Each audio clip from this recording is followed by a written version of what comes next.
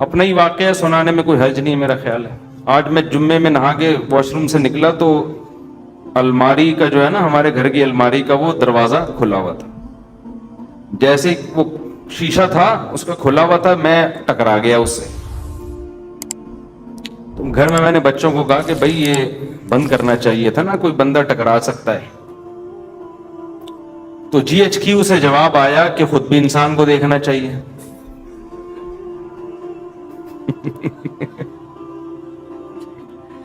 میں نے گھر میں بچوں سے کہا کہ بھئی دیکھو، بندہ واش روم سے نکلتا ہے، سامنے الماری ہے، اگر اس کا وہ شیشے کا ایک کھلا ہوگا تو کوئی بھی ٹکرا سکتا ہے نا. تو جی ایچ کیو آپ کو پتا ہے آرمی کسی کے سامنے جھکتی اور دبتی نہیں. تو جی ایچ کیو سے فون رپلائی آیا کہ انسان کو خود بھی دیکھنا چاہیے. تو مجھے ٹکرانے پہ غصہ نہیں آیا، جو جی ایچ کیو سے رپلائی آتا ہے نا، غصہ تو نہیں خیر، لیکن اس پہ میں نے کہا دیکھو بھائی، اصول یہ ہے کہ جب کوئی وزیر اعظم نصیحت کرے نا تو نصیحت کا فوراً رپلائی آنا یہ اچھا، یہ ویسے اصول زندگی گزارنے کے سیکھنے چاہیے. اس وقت انسان کہتے سوری، اس وقت کیا کہتے سوری، یہ ٹھیک ہے چلو. گھروں میں جھگڑے یہیں سے تو ہوتے ہیں. اب ہم تو خاموش ہو گئے جو آگے جی ایچ کیو کے آگے کون بول سکتا ہے. لیکن ہوتا کیا ہے، آدمی پھر جواب میں دیتا ہے. میں جب آپ سے کہہ رہا ہوں کہ اس کا دروازہ بند ہونا چاہیے، ہم باہر نکلے ٹکرا گیا، یہ میری غلطی ہے آپ کی غلطی ہے؟ ایک تو غلطی آپ کی، اوپر سے آپ کہہ رہے ہو کہ آپ کو دیکھنا چاہیے. بھائی میں تو ایک دم سے نکلوں گا نا باہر، تو وہ جواب آگے سے آئے گا بھائی آپ کے بھی تو چشمہ نہیں لگا ہوا نا، نظر تو ٹھیک ہے، ہم سے غلطی ہو گئی، کھڑکی کھلی رہ گئی، یہ دروازہ کھلا رہ گیا، تو آپ کو بھی تو نظر آ رہا ہے نا. اب بتاؤ اس مسئلے کا قیامت تک کوئی حل ہو سکتا ہے؟ میں جواب میں کہوں گا نہیں، میری غلطی نہیں ہے، کیونکہ انسان جب اچانک نکلتا ہے اور پٹ کھلا ہوا ہو تو ٹکرائے گا. آنکھ بھی پھوٹ سکتی ہے، سر بھی پھٹ سکتا ہے. اگلا جواب میں کہ اس وقت ٹکرائے گا بشرطے کہ آنکھیں بند ہوں، کھلی بھی ہوں تو نہیں ٹکرائے گا. گھروں میں جھگڑے یہیں سے شروع ہوتے ہیں، پھر جو لڑائیاں ہوتی ہیں پھر آگے ابے تو سنتی نہیں ہے، ایک تو میں نصیحت کر رہا ہوں اور پھر اوپر سے جواب دے رہی ہے، پھر یہ وہ، پھر جناب سالے آ گئے ہو، یہ تو تم سے جب سے شادی ہوئی ہم پچھتا رہے ہیں یار، تمہارا تو کبھی سر ٹکرا رہا ہے، کبھی تمہارے پاؤں ٹکرا رہے ہیں، کبھی تمہارے گھٹنے ٹکرا رہے ہیں، کبھی تم پھسل رہے ہو، تمہارا تو کام ہی ہے یہ، تم تو اندھے ہو، تم تو بہرے ہو، تم تو کاڑے ہو، تم تو لنجے ہو، تم تو ٹنڈے ہو. داماد کو جو نا معذور بنا کے طلاق ہے، نصیحت سنتی نہیں ہے. تو اس کا طریقہ یہ ہوتا ہے کہ جی ایچ کیو سے جب کوئی رپلائی آئے فوراً کیا کر لو، خاموش. اچھا سوری ہماری غلطی ہے. کس کی غلطی ہے بھائی؟ ہم ٹکرائے، کسی کی غلطی ہے؟ ہم چپ ہو گئے. بعد میں نے کہا یار تھوڑا سا سمجھا دینا چاہیے، سمجھا دیا، سن لیا انہوں نے کہ بھائی جب بھی کوئی نصیحت کرے نا فوراً آگے سے جواب. اصول ہے یہ، زندگی گزارنے کا اصول ہے. کوئی بڑا بھی جب سمجھا رہا ہو بیٹے کو، بیٹا یوں، بیٹا آگے سے جواب نہ دینا شروع کر دے، نہیں اصل میں ایکچولی، بھائی تو سن لے چپ کر کے تھوڑی دیر، تیرا باپ ہے وہ کون ہے؟ جب نصیحت کر رہا ہے نا، ہمارے والد صاحب کا تو عادت تھی وہ نصیحت کر رہے اور ہم آگے سے جواب دے دینا، ہمیں پتا تھا والد صاحب کا پارا. پھر وہ کہتے تھے تمہاری اس غلطی پر اتنا غصہ نہیں آ رہا، یہ جو تم لوگوں میں سننے کی صلاحیت نہیں ہے نا، یہ زیادہ بڑا جرم ہے، یہ زیادہ بڑا جرم ہے. دیکھو جو آدمی سنتا نہیں ہے نا اس میں تکبر ہوتا ہے، وہ سمجھتے میں غلط ہو ہی نہیں سکتا. یہ اس کی علامت ہوتی ہے کہ آپ فوراً آگے سے جواب دیں. آپ فرض کر لیں کہ یار میں کون سا فرشتہ ہوں، میرے میں غلطی ہو سکتی ہے، یہ والی اگرچہ نہیں ہے لیکن ہو تو سکتی ہے نا، تو سن لو یار. زیادہ سے زیادہ یہ ہو جائے گا میں چھوٹا آپ بڑے، تو کوئی بات نہیں. اس سے کیا ہو جاتا ہے، جو مصنوعی عزت حاصل کرنے کی کوشش کرتا ہے وہ کبھی بھی بڑا نہیں بنتا. بڑے ہمیشہ متواضع لوگ بنتے ہیں. آج گھروں میں لڑائیاں بہت دفعہ اس لیے ہوتی ہیں، خواتین چپ نہیں ہوتی آگے سے معذرت کے ساتھ. مرد جب کچھ بات کہتا ہے نا غصے میں تو عورت کو چاہیے چپ. خاموش ہو جائے. بعد میں سمجھا دے میاں کو آپ نے یہ جو ارشاد فرمایا تھا ایکچولی یہ غلطی اندھے کون تھے آپ.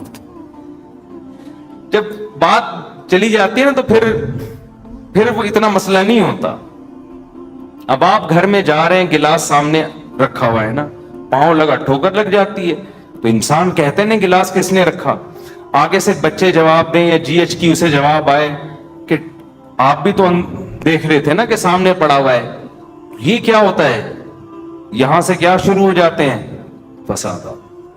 کہ بھائی اب غلطی کی توجیہ کرنے کی ضرورت نہیں ہے, بول تو ٹھیک ہے بھائی آئندہ. تو خیر جلدی سے بات کو سمیٹ کے ختم کروں, وقت پورا ہو گیا ہے. تو شیطان کیا کرتا ہے میرے بھائی, گناہ کو آپ کی نظر میں مزین کر دیتا ہے, جن میں ایک بہت بڑا گناہ ہے دنیا سے دل لگانا.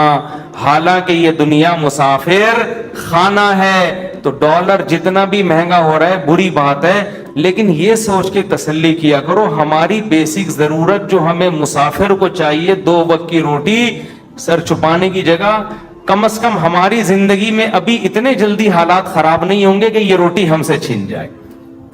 اتنا ڈالر انشاءاللہ مہنگا نہیں ہوگا کہ ہمارے پراٹھے بھی ہم سے چھوٹ جائیں. سمجھتے ہو کہ نہیں سمجھتے؟ وہ انشاءاللہ نہیں چھوٹیں گے. ملک میں گندم پیدا ہو رہی ہے, انڈے الحمدللہ نہیں ملے ہماری مرغیوں کے, آ کے ہم سے خرید لینا. میں کہنے والا تھا ایسے ہی لے لینا, لیکن پھر کتنے لوگ آ جائیں گے. تو انڈے پراٹھے انشاءاللہ نہیں چھوٹیں گے. یہ سب چیزیں موٹی موٹی چلتی رہیں گی. ہاں گریویاں چھوٹ جائیں گی, تو گریوی تو مسافر خانے کو یار بیٹھنے کی سیٹ چاہیے, ٹائم پہ کھانا چاہیے. کھڑکی والی سیٹ مل جائے تو زیادہ اچھا ہے, یہی چاہیے ہمیں, تو کھڑکی والی سیٹ ملی ہوئی ہے. تو بس اتنا ہے, تو زیادہ ٹینشن مت لو. سمجھتے ہو؟ شرک پر میں کئی بار بیان کر چکا ہوں. دیکھو ہوتا یہ ہے کہ بعض لوگ ایسے فیملی سے تعلق رکھتے ہیں جن کے ہاں بدعتیں اور شرک ہوتی ہیں.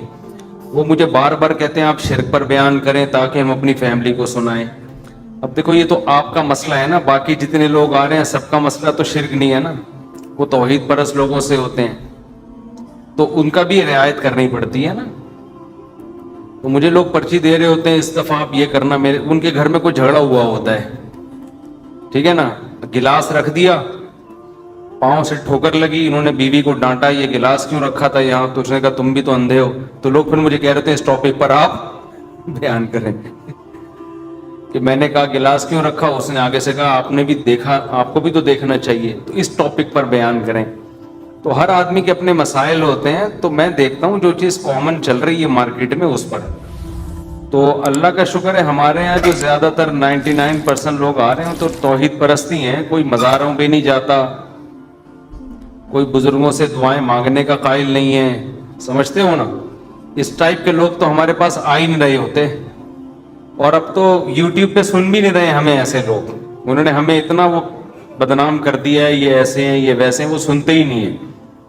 تو پھر بھی میں کرتا ہوں کیونکہ ٹاپک بہت اہم ہے, توحید ہمارے ایمان کا حصہ ہے, تو جب موقع ملتا ہے کر دیتا ہوں بیان میں.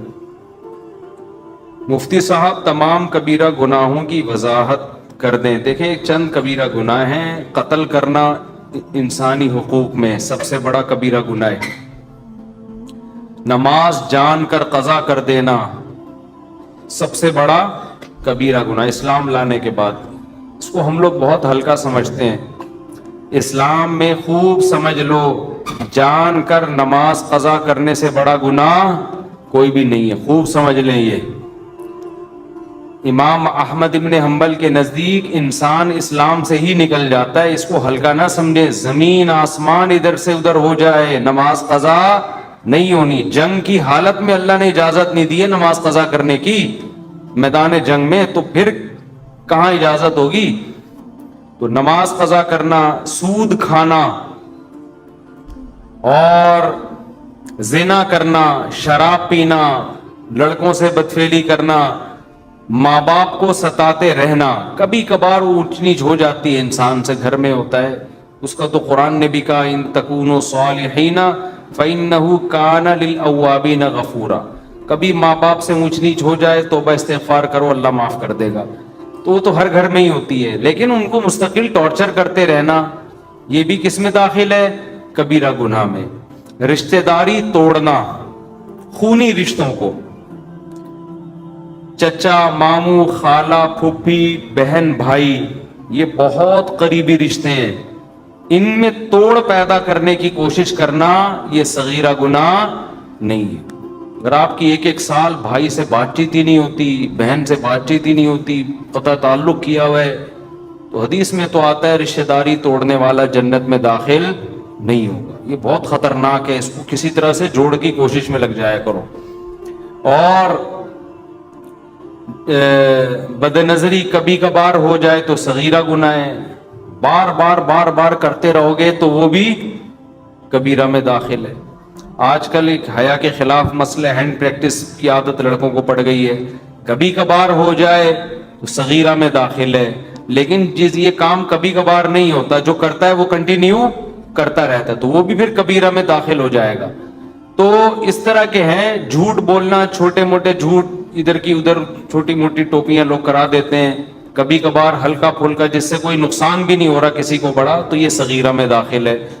اور پوری آپ نے پگڑیاں لا کے پہنانا شروع کر دی، ٹھیک ہے نا، اس جھوٹ کی بیس پر لوگوں کی عزتیں اچھل رہی ہیں اور حق اور باطل میں خلط ملط ہو رہا ہے، تو یہ کس میں داخل ہوگا؟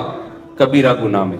تو قرآن کہتا ہے ان تجتنبوا کبائر ما تنہون عنہ نکفر عنکم سیئاتکم، اگر تم کبیرہ گناہوں سے بچو گے ہم چھوٹی موٹی خطائیں معاف کر دیں گے۔